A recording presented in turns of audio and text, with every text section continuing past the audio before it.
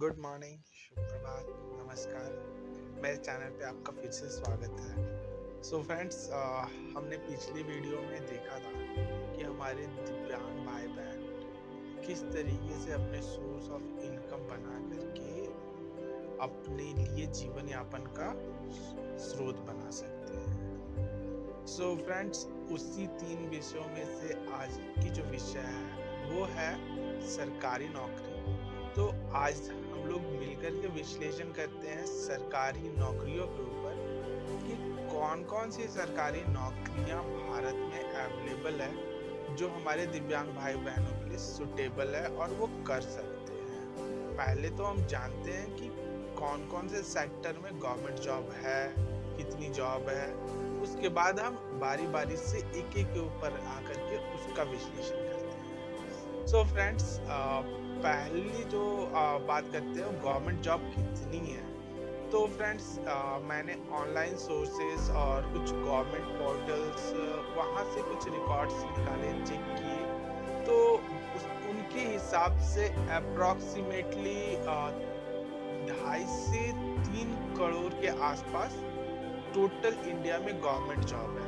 अब ये government job है इतनी, तो समझने वाली बात ये है कि कौन-कौन से सेक्टर में। तो ये समझ लीजिए कि हर सेक्टर को मिला कर वो डिफेंस सेक्टर है, बैंकिंग सेक्टर है, पब्लिक सेक्टर यूनिट जो है वो है, फिर स्टेट गवर्नमेंट है, टीचिंग्स जॉब है, फिर जो क्लर्क जॉब है। मतलब कि हर सेक्टर के group A, B, C, D, इन सभी को मिला करके टोटल अप्रोक्सीमेटली 3 करोड़ के आसपास इंडिया में गवर्नमेंट जॉब है। और जैसे कि आप लोगों को पता भी है कि जो हमारे दिव्यांग भाई बहन हैं, उनकी जो जनसंख्या है, पॉपुलेशन है, वो भी तकरीबन 2.5 से 3 करोड़ के आसपास है इंडिया में। तो मैंने पिछली वीडियो में भी बताया था और इसमें भी बता रहा हूँ, तो प्रैक्टिकली ये पॉसिबल नहीं है कि हर दिव्यांग साथी को गवर्नमेंट जॉब मिले। लेकिन इसका मतलब ये भी नहीं है कि आप प्रयास भी ना करें। अब ये आपकी मेहनत के ऊपर है कि आपको गवर्नमेंट जॉब मिलेगी कि नहीं मिलेगी, लेकिन इसके बारे में सही से जानकारी होना बहुत जरूरी है। सो फ्रेंड्स, इस वीडियो में आज हम बातें करेंगे गवर्नमेंट जॉब के ऊपर, किस किस सेक्टर में कितनी जॉब्स है और हमारे दिव्यांग भाई बहनों की उसमें कितनी हिस्सेदारी है, किस पोस्ट के लिए वो जा सकते हैं, किस सेक्टर के लिए वो जा सकते हैं, किस सेक्टर में उन्हें जॉब मिल सकती है। इन सारी बातों पे वीडियो में हम लोग बातें करेंगे। सो फ्रेंड्स, जैसा कि मैंने बताया कि इंडिया में 2.5 से 3 करोड़ के आसपास गवर्नमेंट जॉब्स हैं। तो अब ये 2.5 से 3 करोड़ हर जो जॉब है वो आपके लिए ओपन नहीं है।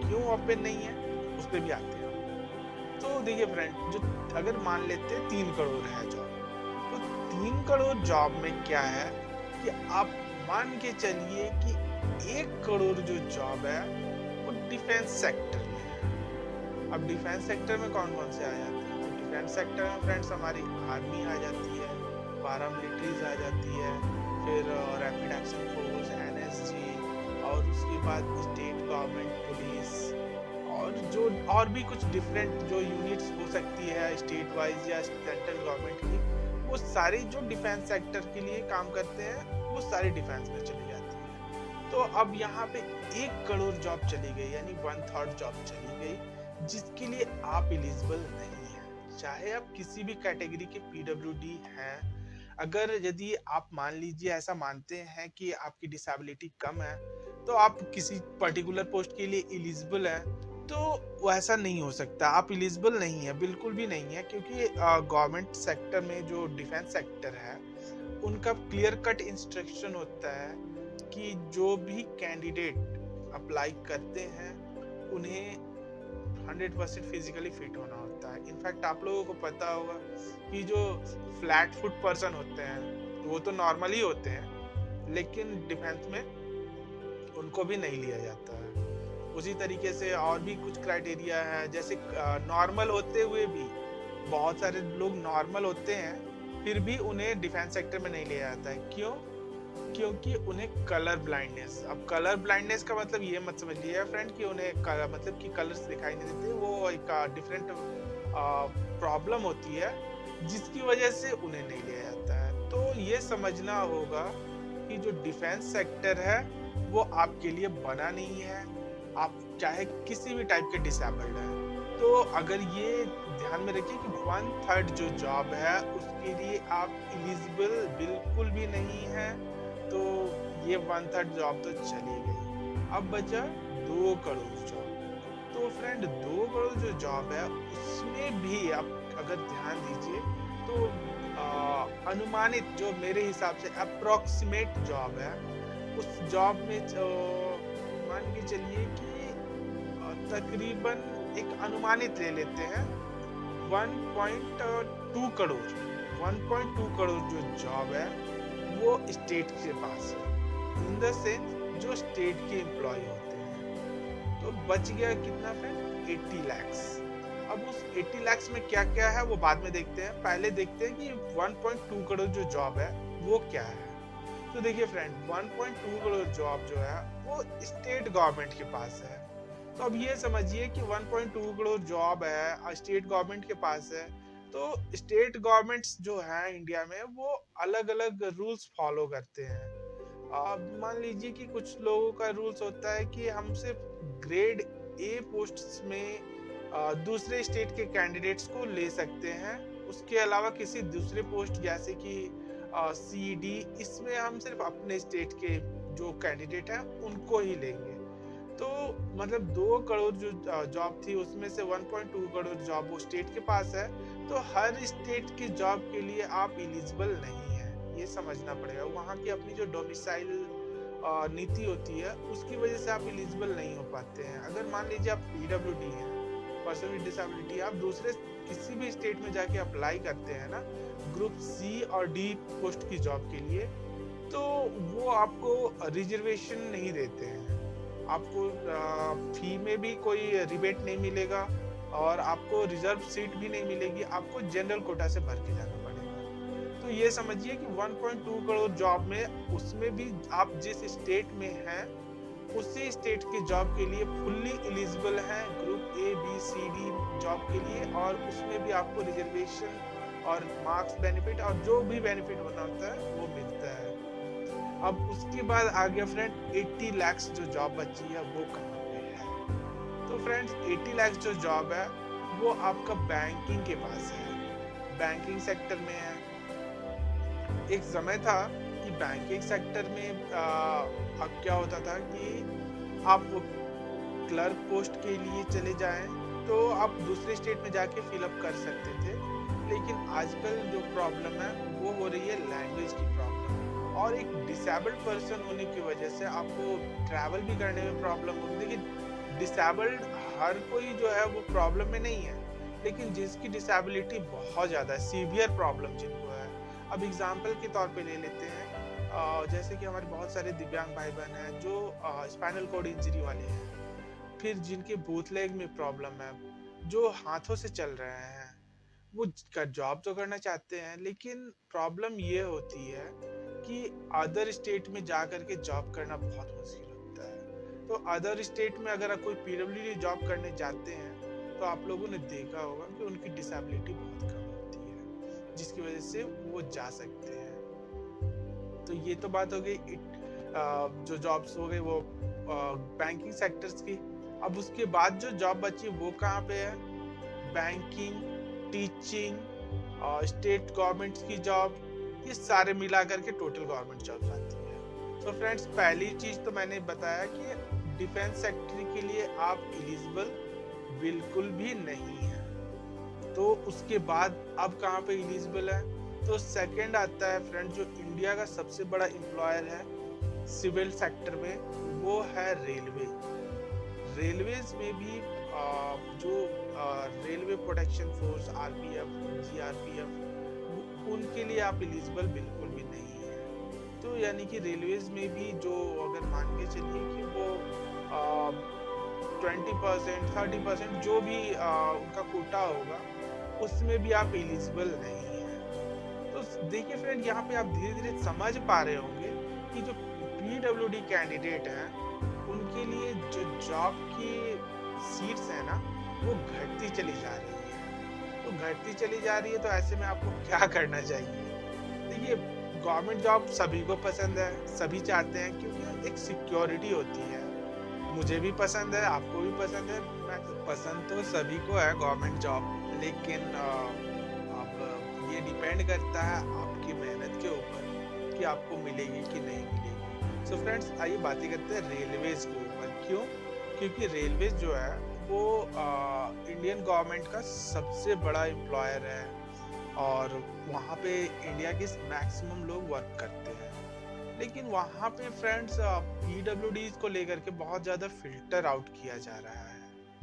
जैसे कि एग्जांपल के तौर पे अभी रिसेंट वाली जो ग्रुप डी की जो जॉब आई थी, तो फ्रेंड्स ग्रुप डी की जो जॉब आई थी उसमें क्या हुआ था, रेलवेज ने फिल्टर आउट कर दिया। फ्रेंड्स, सबसे ज़्यादा जो वैकेंसी आती है वो ग्रुप डी में ही आती है। ग्रुप डी, ग्रुप सी, ये दो जॉब्स में आती है। इसके अलावा ग्रुप ए बी में सीट्स बहुत कम होती है।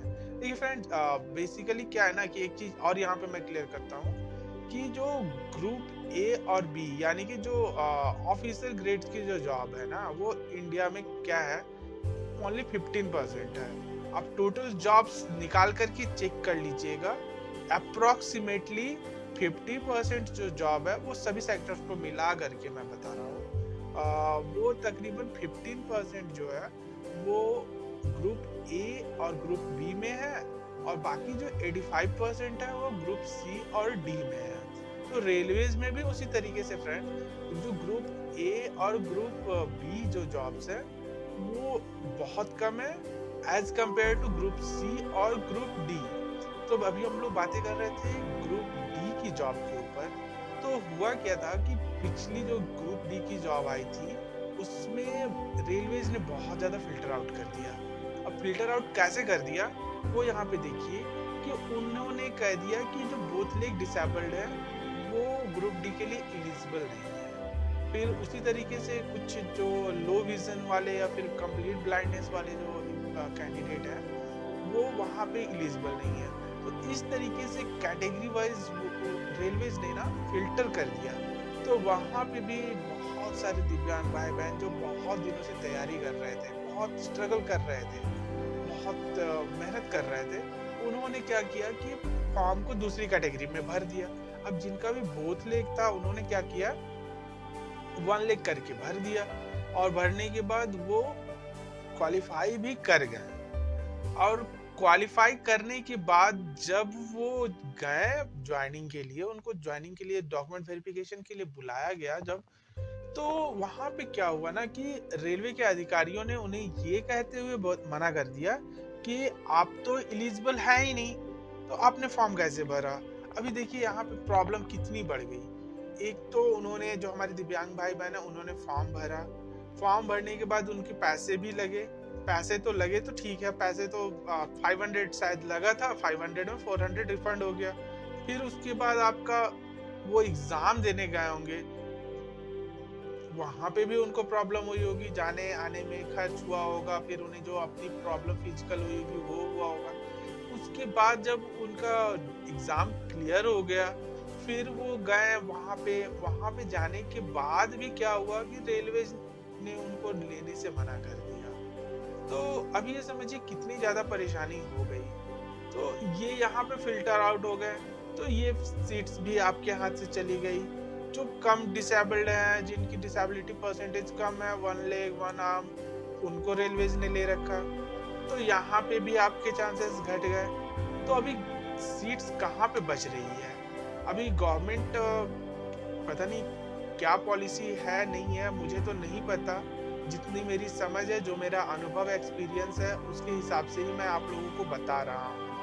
तो रेलवेज में ये प्रॉब्लम हो गई, रेलवे आजकल फिल्टर आउट करने लग गया है। इससे पहले फ्रेंड्स, जहाँ तक मुझे पता था कि रेलवेज ही गवर्नमेंट सेक्टर में एक ऐसा सेक्टर है जहाँ पे 80% जो डिसेबल्ड हैं या फिर 80% से एबव डिसेबल्ड भी लोग हैं, उनको वो हायर कर लेते हैं अदरवाइज दूसरे सेक्टर्स का अपना एक एलिजिबिलिटी क्राइटेरिया बना हुआ है, जिसमें कि वो एक पर्टिकुलर परसेंटेज के बाद से आपको हायर नहीं करते हैं। एक तो हो गई रेलवेज की बात। अब इसके बाद आते हैं फ्रेंड स्टेट गवर्नमेंट्स की जॉब के ऊपर। सो फ्रेंड्स, स्टेट गवर्नमेंट्स की जॉब के ऊपर आते हैं, तो स्टेट गवर्नमेंट्स में भी फ्रेंड्स सबसे ज्यादा जो वैकेंसीज है वो टीचिंग सेक्टर में होती है। और जो हमारे दिव्यांग भाई बहन है वो यहाँ पे टीचिंग सेक्टर से शायद भागते हैं या फिर टीचिंग करना नहीं चाहते हैं। तो ये एक प्रॉब्लम है। और यहाँ पे दूसरी बात कि उन्हें इंफॉर्मेशन नहीं होता है, उनके पास सूचना नहीं होती, सही जानकारी नहीं होती है कि उन्हें किस विषय में करना चाहिए। बहुत बार क्या होता है, देखिए फ्रेंड, मैं अपने अनुभव से बता रहा हूँ जो मैंने फील किया है। बहुत सारे लोगों से मैं मिला हूँ और बहुत सारे लोगों से बातें की है। उनकी बातें सुन करके उन्होंने जो मुझे बताया है मैं उसी आधार पे बता रहा हूँ। देखिए बेसिकली क्या होता है ना कि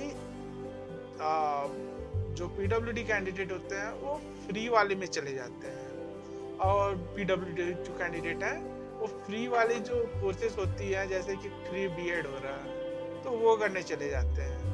लेकिन वो ये ध्यान नहीं देते हैं कि वो फ्री बीएड किस में हो रहा है।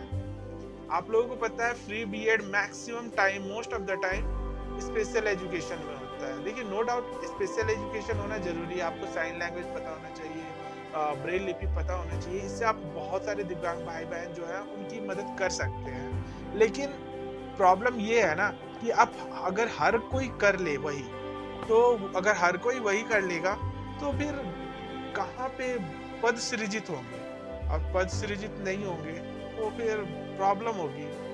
तो ये चीज ध्यान रखिए, बीएड अगर आपको करना है तो आप कोई ऐसे सब्जेक्ट को लेकर के कीजिए जिस सब्जेक्ट में आप आगे जाकर के पढ़ा सकें। अभी क्या होता है कि मान लीजिए आप स्पेशल एजुकेशन से बीएड कर लेते हैं, उसके बाद क्या होता है बहुत सारे प्राइवेट स्कूल में वो वैकेंसीज आती ही नहीं है, वो हायर नहीं करते हैं जल्दी। ये बात अलग है कि आप लोगों को बताया जाता है कि यहाँ यहाँ पे वैकेंसी है, ये ओपनिंग है, लेकिन वो कहते हैं ना कि आप तालाब में उतरो तो भी गहराई पता चलती है। तो आप वहां पे जाओगे और फिर तालाब में गहराई नापोगे। मेरे कहने का मतलब ये है कि आप दूसरों के अनुभव से सीखिए। दूसरे अगर कुछ उन्होंने फेस किया है, उन्होंने देखा है, तो आप उनसे समझने की कोशिश कीजिए कि उन्होंने क्या देखा है। क्योंकि अब खुद से गलती करोगे, फिर जा करके फिर सीखोगे, फिर समझोगे, तब तक काफी लेट हो जाता है, फिर आपके पास वापस आने का समय नहीं रहता है। तो टीचिंग सेक्टर जो है ना फ्रेंड, वो मोस्टली हर स्टेट में बहुत अच्छी वैकेंसीज आती है। लेकिन हमारे पीडब्ल्यूडी जो भाई बहन हैं, साथी हैं, वो सूचना नहीं होने के कारण उनकी बीएड, डीएड, डीएलएड और जो भी टीचर ट्रेनिंग वो सही कोर्सेस नहीं कर पाने की वजह से वो भी फील नहीं कर पाते हैं, तो उन्हें नहीं मिल पाती है। तो एक ये प्रॉब्लम है। अब इसके बाद जो वैकेंसीज है वो कहाँ पे है, तो बैंकिंग सेक्टर में। तो बैंकिंग सेक्टर की एक प्रॉब्लम ये है फ्रेंड्स, जहाँ तक मुझे पता है और मेरा अनुभव है, उसमें क्या होता है ना, वो अगर यदि उन्होंने 10 सीट ही निकाली है तो वो 10 सीट पे ही पीडब्ल्यूडी कैंडिडेट्स को हायर करते हैं। उसके अलावा आपको बहुत रेयर ही मैंने शायद देखा है कि आपको दूसरे कैटेगरीज में वो सेलेक्ट करके ले जाते हैं। अदरवाइज उनकी प्रॉब्लम ये है कि वो अगर 10 सीट ही निकालते हैं तो 10 सीट पे ही पीडब्ल्यूडी को वो हायर करेंगे, और उसके अलावा वो एक्स्ट्रा कैंडिडेट को हायर नहीं करेंगे।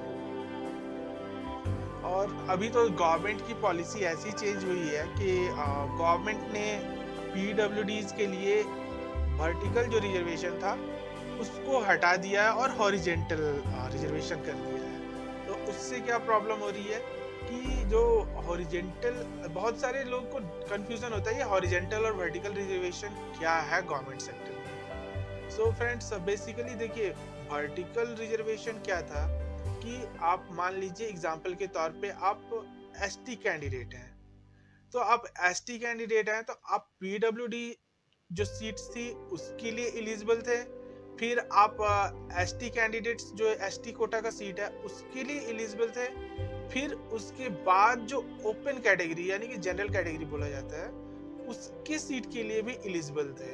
तो मतलब आपके पास सीट्स ज़्यादा थी। और इसमें क्या होता था कि अगर मान लीजिए कि एक एसटी, एससी, ओबीसी, ये 3 कैटेगरी के कैंडिडेट्स हैं अगर, तो वो अगर मान लीजिए कि एक ओबीसी के एग्जांपल के लेते हैं, अगर ओबीसी का कैंडिडेट अगर कोई है, वो अगर यदि वो क्वालिफाई करके ओपन कैटेगरी यानी कि जनरल कैटेगरी में चले जाते हैं, तो वो नीचे एक अपने दिव्यांग साथी के लिए सीट बना करके चले जाते हैं, एक्स्ट्रा सीट। अब यहाँ पे ये मत सोचिएगा कि वहाँ पे वो ओबीसी कैंडिडेट अगर ऊपर गया है तो नीचे ओबीसी वाले को ही सीट मिलेगी, नहीं। अगर एक पीडब्ल्यूडी कैंडिडेट है, चाहे वो जनरल कैंडिडेट है, जनरल कैटेगरी के हैं, या फिर एसटी है, या ओबीसी है, या एससी है, जो भी कैटेगरी के हैं, उनके लिए वो सीट बना के चले जाते थे। लेकिन अब गवर्नमेंट ने क्या कर दिया है, हॉरिजेंटल। हॉरिजेंटल का मतलब हो गया आप एक ही सतह पे भटकते रहिए। अगर आप पीडब्ल्यूडी हैं, ओबीसी हैं, तो आप पीडब्ल्यूडी कैटेगरी की सीट ले सकते हैं और उसके बाद ओबीसी कैटेगरी की सीट लग सकती है, और ओपन कैटेगरी की सीट आपके लिए क्लोज्ड है। तो ये प्रॉब्लम बहुत बढ़ गई है, जिसकी वजह से अब पीडब्ल्यूडीज को जॉब नहीं मिल रही है। तो ये टीचिंग जॉब में अगर आप जाना चाहते हैं तो आपको समझना होगा, ये फ्री के चक्कर में मत पड़िए। गवर्नमेंट बहुत सारी स्कॉलरशिप दे रही है, आपको स्कॉलरशिप मिल जाएगी, पैसे मिल जाएंगे। बीएड अगर करना है, डीएलएड करना है, टीचर ट्रेनिंग करना है, तो ऐसे सब्जेक्ट से कीजिए जिसमें आप पढ़ा सकिए। अब स्पेशल एजुकेशन के नाम पे आप जाएंगे, आप ध्यान दीजिएगा, बहुत भीड़ बढ़ती जा रही है, जिसकी वजह से ना स्पेशल एजुकेशन के लिए भी ओपनिंग नहीं आ रही है। तो धीरे धीरे करके ये जो प्रॉब्लम है ये बढ़ती ही चली जाएगी। तो इसीलिए अगर आप बीएड वगैरह करना चाहते हैं तो थोड़ा सा सब्जेक्ट सही चुनिए, जिससे कि आपको पता चल सके कि आप कहाँ पे स्टैंड कर रहे हैं। इसके बाद जो फ्रेंड है वो बात आती है स्टेट गवर्नमेंट में अदर जॉब के ऊपर। तो अदर जॉब में भी बहुत कम रिजर्वेशन मिलता है, चाहे आप ध्यान देंगे। और उसमें भी क्या होता है कि अगर आप पीडब्ल्यूडी हैं और सीवियर डिसेबिलिटी है आपको, तो आप बहुत ही प्रॉब्लम में है, क्योंकि आप एक तो प्रिपरेशन करने के लिए बाहर नहीं जा सकते हैं, प्रिपरेशन आपको घर पे ही करना होता है। आप घर पे ही प्रिपरेशन करते हैं, तो उससे क्या होता है कि आप कहीं ना कहीं दूसरे लोग जो कहीं जा करके 10 लोगों के बीच बैठ करके डिस्कशन करके आते हैं, उनसे पीछे थोड़े से रह जाते हैं, तो वहाँ पे भी प्रॉब्लम होती है। देखिए फ्रेंड, ओवरऑल मैं ये नहीं कहना चाहता हूँ, मैं यहाँ पे किसी को डिमोटिवेट या मोटिवेट करने नहीं चाहता हूँ। मैं बस एक जो मेरा अनुभव है गवर्नमेंट सेक्टर की जॉब के साथ में, वो मैं शेयर कर रहा हूँ, जिससे कि आपको समझ आ सके कि गवर्नमेंट सेक्टर में जॉब्स कहाँ पे हैं, आप किस जॉब के लिए एलिजिबल हैं, किस जॉब के लिए एलिजिबल नहीं है, ताकि फ्यूचर में आपको ये प्रॉब्लम ना हो कि आप कंफ्यूजन में ना रहें। तो ये तो हो गया फ्रेंड्स जॉब के ऊपर। दूसरी चीज़ जो मैंने देखा है वो ये है ना, कि जो हमारे दिव्यांग भाई बहन हैं वो हर सेक्टर में ट्राई करते हैं। हर सेक्टर इन द सेंस, कोई भी वैकेंसी आती है वो फॉर्म फिलअप कर देते हैं। प्लीज़ ऐसा मत कीजिए, आप अपना एम बनाइए, एम बना करके किसी एक सेक्टर पे फोकस कीजिए। अगर यदि आप डिफरेंट सेक्टर पे जाते हैं ना, तो क्या होता है कि आप गोल सेट नहीं कर पाते हैं, तो इसकी वजह से आप हर सेक्टर के एग्जाम को लिखते हैं और एग्जाम नहीं निकलता है, आपको प्रॉब्लम होती है, आपको लगता है कि आपने मेहनत किया लेकिन आपको जॉब नहीं मिली। ऐसा नहीं है कि आपको जॉब नहीं मिलेगी, आपको जॉब नहीं मिली, लेकिन प्रॉब्लम ये है ना कि आपने सही डायरेक्शन में मेहनत नहीं किया। अब सपोज एग्जाम्पल के तौर पे मैं मान लेता हूँ, कोई ऐसे व्यक्ति हैं जिनको एसएससी के लिए जाना है, स्टाफ सिलेक्शन कमीशन। तो फ्रेंड, स्टाफ सिलेक्शन कमीशन में भी ऐसा नहीं है कि आप रैंडमली कहीं भी जा सकते हैं, उसमें भी 10th लेवल पे है, 12th लेवल पे है, ग्रेजुएट लेवल पे है। तो फ्रेंड, आपको डिसाइड करना होगा अपनी पोटेंशियल के हिसाब से कि आप किस जॉब के लिए जाना चाहते हैं।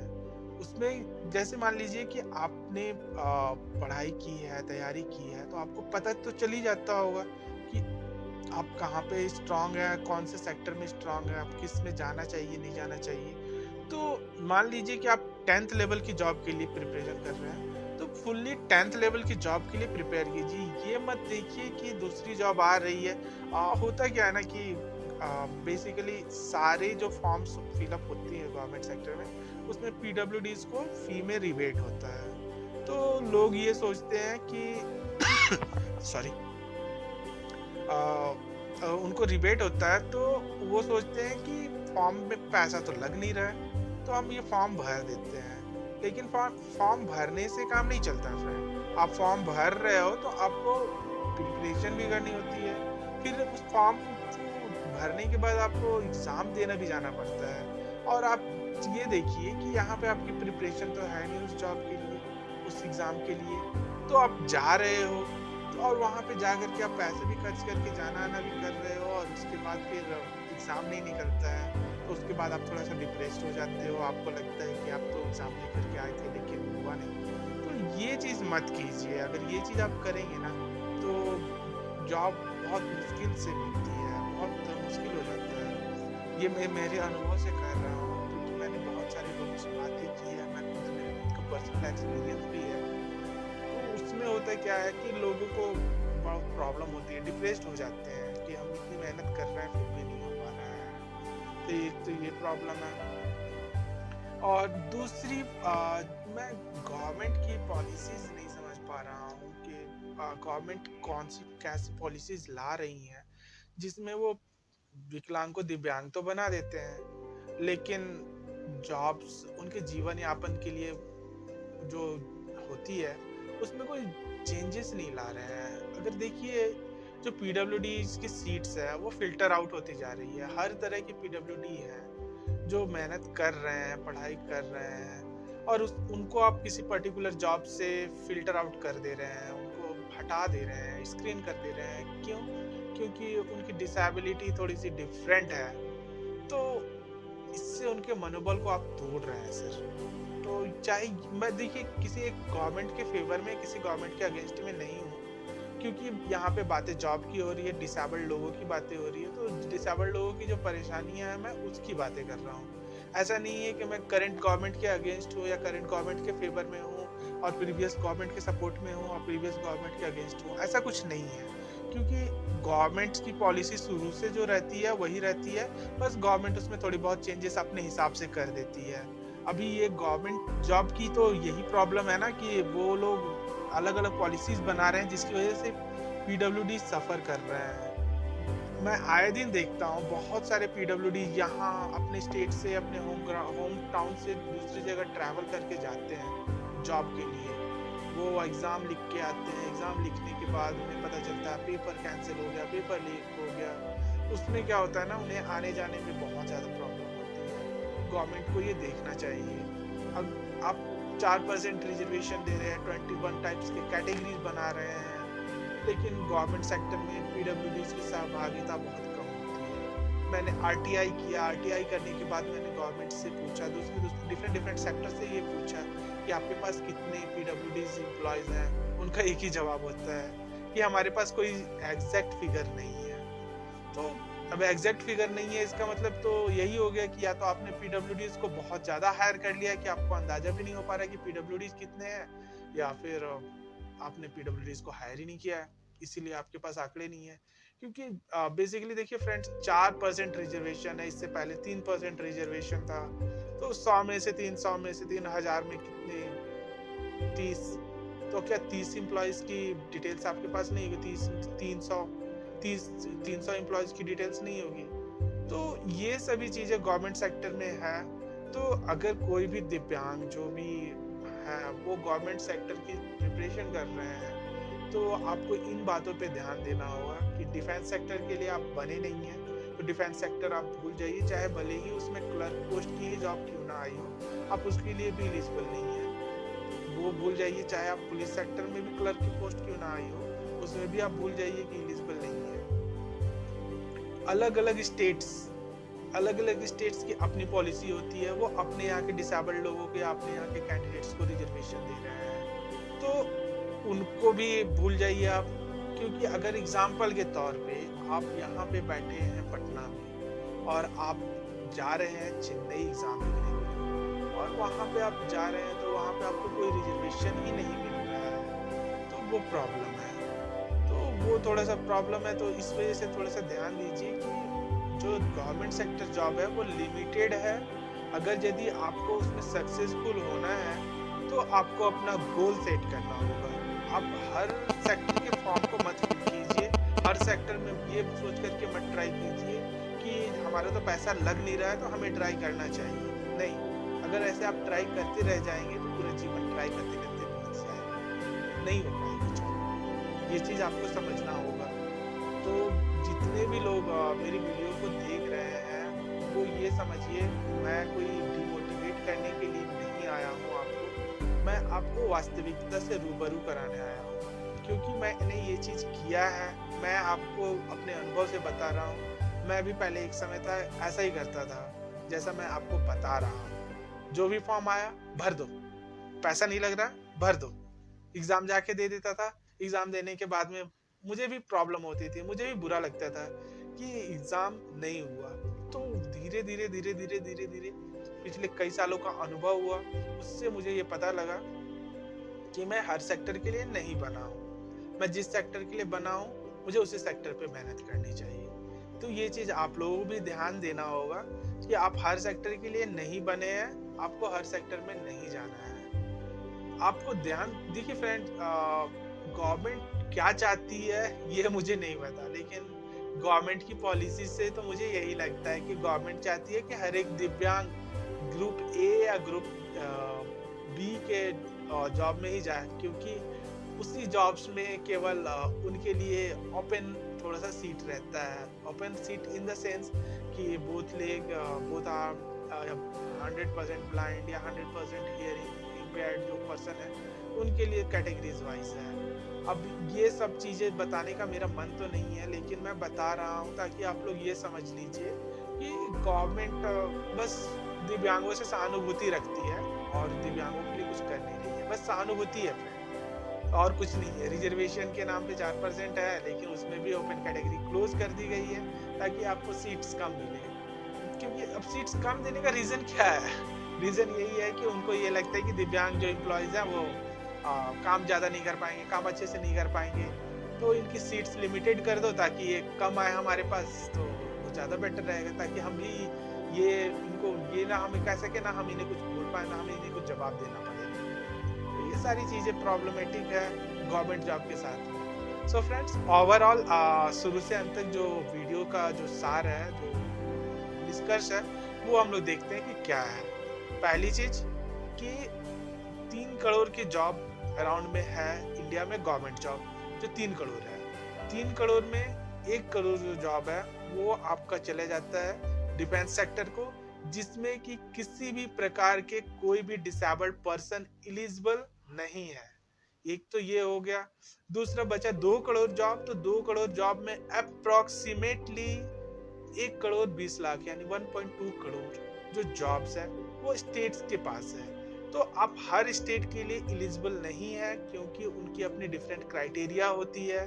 वो डिफरेंट रूल्स को फॉलो करते हैं। फॉर एग्जांपल लैंग्वेज क्राइटेरिया वो कंपलसरी कर देते हैं, तो उसमें आप छट जाते हैं। तो हर स्टेट के लिए आप एलिजिबल नहीं है।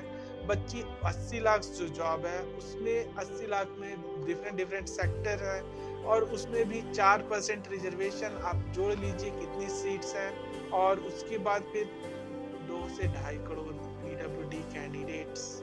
तो ये गवर्नमेंट जॉब जो है ये कहाँ पे स्टैंड कर रही है, यहाँ पे आपको ये समझ में आ गया होगा। और उसके बाद जो हम लोगों ने देखा वो ये देखा कि जो डिफरेंट जॉब्स होती है उसकी अलग अलग रिक्वायरमेंट होती है। अब जैसे कि कहीं पे टेक्निकल्स चाहिए होते हैं, तो आप टेक्निकल अगर डिग्री नहीं है तो वहाँ पे भी आप एलिजिबल नहीं है। अगर कहीं पे कुछ स्पेशल एजुकेशन की डिग्री मांगी जाती है वो नहीं है तो आप एलिजिबल नहीं है। बहुत सारे डिफरेंट क्राइटेरियाज फॉलोज होता है। तो ओवरऑल मिला करके निष्कर्ष ये है कि अगर यदि आप गवर्नमेंट जॉब करना चाहते हैं तो आपको गोल ओरिएंटेड होना पड़ेगा। आपको गोल सेट करना पड़ेगा कि आपको किस सेक्टर में जाना है, कौन से एग्जाम के लिए आप एलिजिबल है, कौन सा सेक्टर आपको सूट कर रहा है। आप हर सेक्टर में मत जाइए, हर सेक्टर के लिए प्रिपरेशन मत कीजिए। हर सेक्टर का एग्जाम मत दीजिए। क्यों? क्योंकि आप हर सेक्टर का एग्जाम देंगे, हर सेक्टर में आप निकाल नहीं पाएंगे और लास्ट में आपको डिप्रेशन ही होगा। सो फ्रेंड्स, यहाँ तक मैं ये मेरे अनुभव से जो मैंने है वो बताया। कुछ चीज़ों को मैंने ऑनलाइन सर्च किया, गवर्नमेंट सेक्टर के पोर्टल पे, कुछ गूगल पे सर्च किया, कुछ दूसरी जगहों पे देखा। तो कुल मिलाकर के जो पीडब्ल्यूडी के लिए जो मैक्सिमम अपॉर्चुनिटीज है वो स्टेट गवर्नमेंट के पास में है, और उनके पास सेंट्रल गवर्नमेंट के पास में जो है वो रेलवेज में थी, लेकिन वहाँ पे ग्रुप सी और डी में फिल्टर आउट कर दिया गया है। ये रेलवेज की कहानी है। और जो बैंकिंग सेक्टर है उसमें वो जितनी सीट निकालते हैं उससे ज़्यादा पीडब्ल्यूडीज को हायर नहीं करते हैं।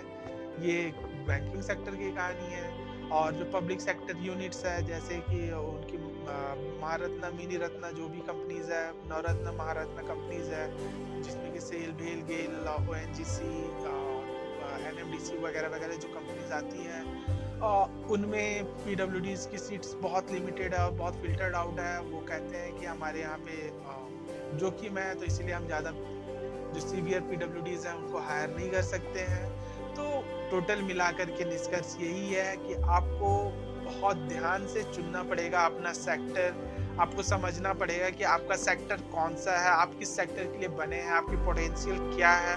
ये सारी चीज़ें मिला करके ही आप गवर्नमेंट सेक्टर के लिए जाइए, तभी आप सक्सेसफुल हो पाएंगे। होपफुली फ्रेंड्स, मैंने जो मुझे पता है, मेरा अनुभव है, मुझे नॉलेज जितना है वो मैंने आप लोगों के साथ शेयर किया है। अगर मैंने कहीं पे कुछ गलत इन्फॉर्मेशन दे दिया हो या मेरे द्वारा कुछ गलत इन्फॉर्मेशन यहाँ पे बोला गया हो तो प्लीज़ मुझे करेक्ट कर दीजिएगा। आप लोगों का मैं स्वागत करूँगा उसके लिए, मुझे करेक्ट करने के लिए। और कुछ चीज़ों का जो लिंक है वो मैं डिस्क्रिप्शन बॉक्स में दे रहा हूँ, जिससे कि आप लोग भी समझ पाए कि मैंने वो चीज़ें कहाँ से देखी और कैसे मैं उन चीज़ों को समझ पाया। होपफुली वीडियो आप लोगों को अच्छी लगी हो। सो फ्रेंड्स, अगर वीडियो अच्छी लगी हो तो प्लीज़ मुझे कमेंट करके ज़रूर बताएं। थैंक यू फ्रेंड्स, मिलते हैं अगली वीडियो में कुछ और विश्लेषण के साथ में जो हमारे दिव्यांग भाई बहनों के लिए हेल्पफुल हो। Thank you friends.